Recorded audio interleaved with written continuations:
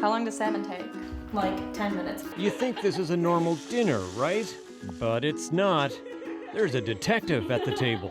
All right, guys, cheers. Cheers. Wait a second. I need to test my haddock.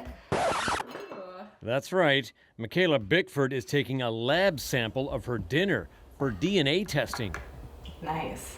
If it seems a little like an episode of CSI, it's because she's actually on the case of a food crime. Fisheries around the world are collapsing or about to collapse, and this is in part due to seafood fraud. We'll get back to the detective work in a moment.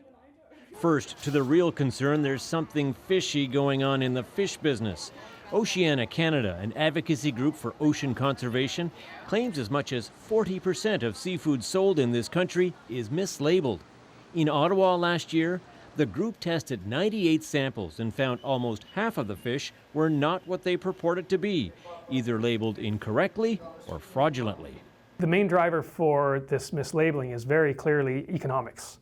In every case where you find a substitution, it's a less expensive species being sold as a more expensive species.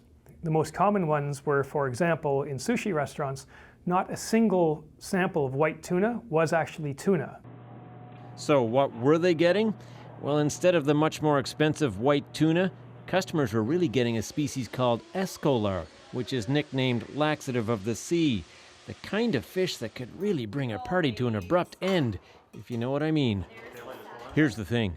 According to Sylvain Charlebois, professor of food distribution and policy at Dalhousie University, fish fraud is extremely lucrative. So lucrative, he compares it to the value of street drugs. And we can actually relate that problem, fish fraud, to a problem like the heroin trade, which is worth $52 billion according to some estimates.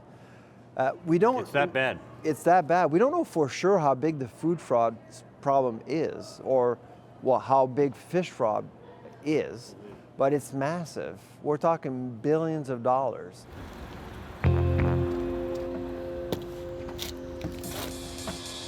Hence the need for these fish detectives.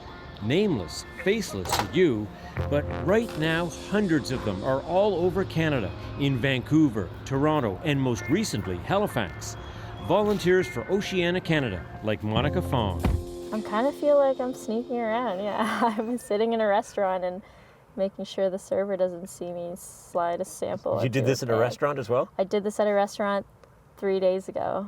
I know there's a lot of black market fisheries and illegal fishing happening in big countries like China and Vietnam. And it's coming home to roost here. And that's being sold here. And it's not the seafood we often think it is. No, it's not. So back to that detective work. Well, according to the store, this is Hake.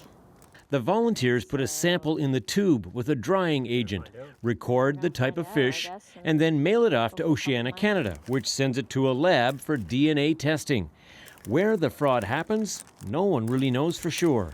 Fish are a global commodity, so they may be caught in one country, shipped to another country for processing, and shipped to a third country for distribution before it ever hits your plate. And the fraud can take place anywhere along that chain. The point of all this, says Oceana Canada, is to pressure government officials in this country to adopt fish traceability rules similar to those in the European Union and the United States.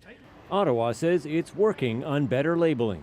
It's not just fooling the public, people buying the fish, it's fooling the whole system.